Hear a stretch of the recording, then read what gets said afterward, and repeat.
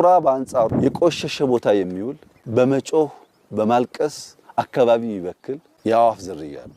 ጠቅላይ ሚኒስትር አብይ አህመድ በትናንትናው ዕለት በምዕራብ ሸዋ ዞን የሚገኘውን የደንዲ ሐይቅ ሪዞርት መርቀው በከፈቱበት ወቅት ከቅርብ ጊዜው የኪነ ጥበብ ስራዎች ጋር የተያያዘ ሳይሆን የማይቀር አስተያየት ሰንዝረዋል።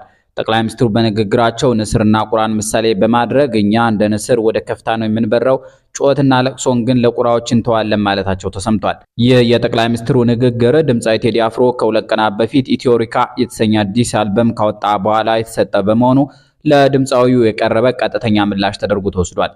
ጠቅላይ ሚኒስትሩ ንስር ከፍታ ላይ በሚበርበት ወቅት ቁራዎች ትንኮሳ ቢሰነዝሩበትም ንስሩ ምላሽ ከመስጠት ይልቅ ወደማይደረስበት ከፍታ በመውጣት ቁራው በኦክሲጅን እጥረት እንዲፈረጥጥ እንደሚያደርገው በዝርዝር አብራርተዋል።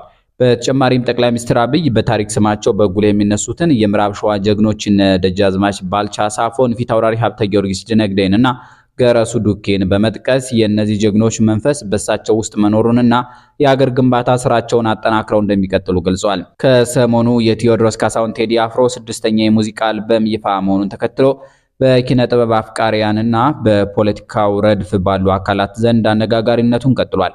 18 ሙዚቃዎች በያዘው በእነዚህ ስብስብ ውስጥ እንደ መሬማና ስምምነ ያሉ ስራዎች የብዙዎችን ቀልብ ቢስቡም በተለይ ዳስጣል የተሰኘው ዘፈን ግን እጅግ አወዛጋቢ መሆኑ አልቀረም።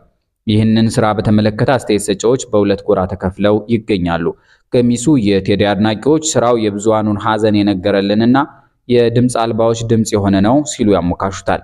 በሌላ በኩል ደግሞ አርቲስቱ እንደለመደው የድሮ ስርዓት ናፋቂ በመሆን አገር ሞታለች የሚል ተስፋ አስቆራጭ መልእክት እያስተላለፈ ነው በማለት ይተቹታል።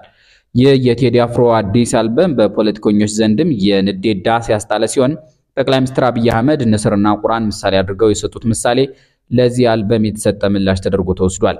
ይሁን እንጂ ዳስጣል የሚለውን ሐሳብ በጥልቀት ለሚመረምረው ሰው ከታላቁ አሰላሳይ ሰለሞን ድሬሳ ትዕምርታዊ ምልከታ ጋር የሚያያዝ ትልቅ ስነልቦናዊ አንድምታ አለው እየተባለ ነው። ሰለሞን ድሬሳ በአንድ ወቅት ከጋዜጠኛ ተፈራ ገዳሙ ጋር በነበረው ቆይታ እንዳመለከተው የያ ትውልድ አባላት በነበረው ግጭት ሳቢያ በደረሰባቸው ስነልቦናዊ ስብራት ምክንያት ውስጣቸው ያለውን ሐዘን ለመቋቋም ሲሉ በመጠጥና በሲጋራ ራሳቸውን ቀስ በቀስ ለመግደል ሲሞክሩ ይታያሉ። ዳስጣል የሚለው ሙዚቃ የሚያስታውሰን ይህንኑ በየልባችን ያለውን የቆየ ሐዘን ነው። ከንጉሱ ዘመን ጀምሮ በደርግፍና በኢህአዴግ ትርምስ ውስጥ ባለፉ ወገኖች ልብ ውስጥ የታጠረውን ድንኳን ዛሬ ላይ ሆነን ጥፋቶችን በመከላከል ላይ ብቻ ከማተኮር ይልቅ በየልባቸው ድንኳን ጥለው የሚያለቅሱትን ወገኖች ስሜት ተረድቶ ከከፍታ ወረድ ብሎ ወቀሳን መቀበል የሚችልና ተስፋን የሚያበራ ትልቅ ሰው ማግኘት የአገሪቱ የስነ ልቦና ፈውስ መጀመሪያ ሊሆን ይችላል ያሉ ጸሐፊ አጋጥመውናል። ቴዎድሮስ ካሳሁን ግርማሞ ቴዲ አፍሮ ለ25 ዓመታት በኢትዮጵያ ሙዚቃ ውስጥ በዋናነት መነጋገሪያ ሆኖ እንዲቀጥል ያስቻለው በራሱ አዲስ መንገድ ይዞ የመጣ ክስተት በመሆኑ ነው የሚሉ አካላት አሉ። እንደ ያሬድ ሹመቴ ገለጻ ቴዲ ሲመጣ ማንንም መስሎ አለመምጣቱ እንዲሁም የግጥም የዜማና ያዘፋፈን ስልቱ በሙሉ አዲስ መሆናቸው ልዩ ያደርገዋል። በተለይ ቴዲ ወደ ሙዚቃው ዓለም ከመቀላቀሉ በፊት የነበረውን የትውልድ ክፍተት በመሙላት የውጭ ዜማዎችን ቀይሮ የመዝፈን ልምድን በመስበር የራሱን አሻራ አኑሯል።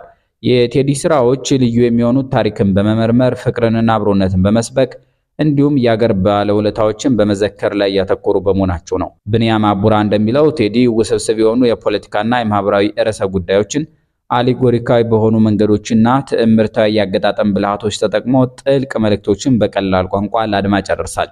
ዞኖች ተጣልተው ሰበሩ ድንበሩንና ዘመን ያገነነው ጅብ ቆሟል ከበሬ የሚሉት ግጥሞቹ የዚህ ጥበብ ማሳያዎች ናቸው።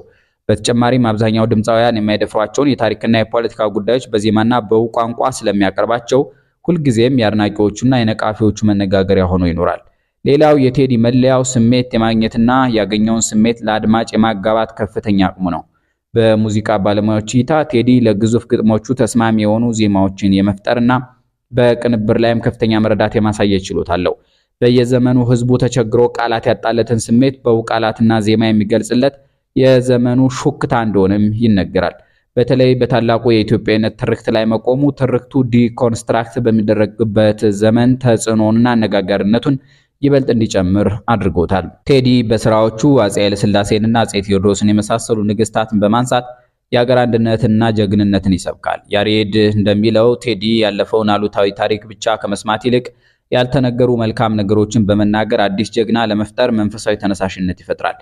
ዛሬ ላይ የቴዲ አፍሮ ስራዎች ከሀገር ድንበር ተሻግረው በዓለም አቀፍ መድረክ ተጽዕኖ እንዲፈጥሩ ከታላላቅ የሙዚቃ አከፋፋይ ኩባንያዎችና ስቱዲዮዎች ጋር በመስራት አቅሙን በዓለም ደረጃ እንዲያሳይ የሙዚቃ ባለሙያዎች ይመክራሉ።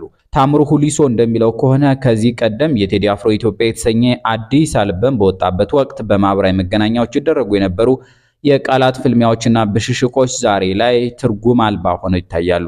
ባለፉት 8 ዓመታት በአገሪቱ ያዩት ዘግናኝ ድርጊቶች ብሽሽቅ የሚሰራው ለፖለቲካ ሜዳ ሳይሆን ለጦረታ ሰፈር መሆኑን ያስገነዝባሉ። ኢትዮጵያ ውስጥ በሰዎች ዘንድ የሚነገረው አይነት ስር የሰደደ የብሔር ጥላቻ አለ ብሎ ማመን ይከብዳል። ይልቁንም የሰንካላ ክሶች ምንጭ የሆኑት ስልጣን ላይ ያሉና ስልጣን የሚፈልጉ ግለሰቦች የሚፈጥሩት ተንኮል ነው። ታዋቂው የማህበራዊ ሳይንስ ምሁር ዛይመንት ቦማን የናዚን ጭፍጨፋ አስመልክቶ እንደተነተነው የዘር ማጥፋት ወንጀል ለመፈጸም የግድ አንዱ ብሔር የሌላውን ብሔር እንዲጠላ መጠበቅ አያስፈልግም። በኢትዮጵያም ባለፉት ዓመታት የታየው ይሄው ነው። ገዢው አካል ለህዝብ ሰዋዊ ያልሆኑ ስሞችን በመስጠትና እነዚህ ካሉ ሰላም አታገኙም የሚል የሐሰት ትርክት በመፍጠር ህዝብን ወደ ገደል ይዞ በመግባት ላይ ይገኛል ይላሉ ታምሩ። አሁን ደግሞ ከገዢው አካል ጋር ደም ሲጠጡ የነበሩ ሰዎች ከተጠያቂነት ለማምለጥ ሲሉ ቴዲ አፍሮ ኦሮሞን ኢትዮጵያ አይደለህም አለው የሚል የዳግመኛ ክስ በማስተጋባት የህዝብ ለህዝብ ጥላቻን እየዘሩ እንደሆነ ጸሐፊው ያትታሉ። ባለፉት 8 ዓመታት በመከራ ውስጥ ያለው የኦሮሞ ገበሬ ከነዚህ ሰበርናቸው እያሉ ከሚያጓሩና የራሳቸው ህዝብ ሲገደል በደስታ ከሚስቁ ባለስልጣናት ጋር የሚያገናኘው ነገር የለም ብለውም ይተነትናሉ። ስለሆነም ሰከን ብሎ ማሰብ ይበጃል። ኢትዮጵያዊ አይደለም ተብሎ ሲገፋ የኖረው ህዝብ ዛሬ ላይ ተገድሎ ሬሳው በአህያ የሚጫንበትን የዘመን ግርምቢጥ እንዴት እንደሚያልፈው ማሳየት እንጂ በሐሰተኛ ክሶች መጠመድ ለማንም አይጠቅምም ይላሉ ታምሩ ሁሊሶ። አንዳንዶች ደግሞ በቴዲ ሰበብ ሃጫሉ ሁንዴሳን እያነሳሱ ይገኛሉ። ሮብ በዳዳ እንደገለጹት አንዳንዶች ቢቃወሙትም በሚሊዮን የሚቆጠሩ ሰዎች ሃጫሉ ሁንዴሳን አብዝተው ይወዱታል።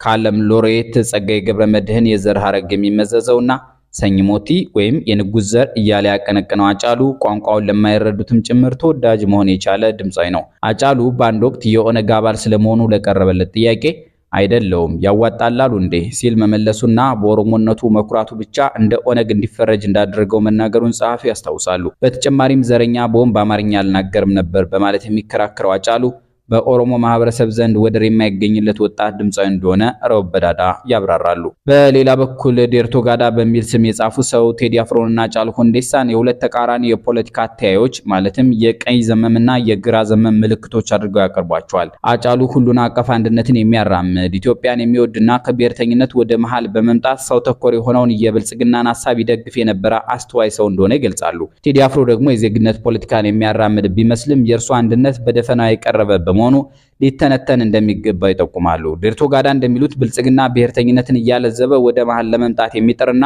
የሃጫሉን ሁሉን አቀፍ ኢትዮጵያዊነት ከቴዲ የዜግነት ፖለቲካ ጋር አጣምሮ ለመያዝ የሚሞክር ፓርቲ ነው። ጸሐፊው አንድነትና አንድ አይነትነት መለየት እንዳለባቸው ጠቅሰው በሐሳብ ደረጃ የሃጫሉና የቴዲ እይታዎች ተደምረው ቆንጆ ሀገር ሊፈጥሩ እንደሚችሉ ያላቸውን ተስፋ ይገልጻሉ። እናንተ ምን ትላላችሁ? የኛን አበቃን። ሰላም ይስጥልን።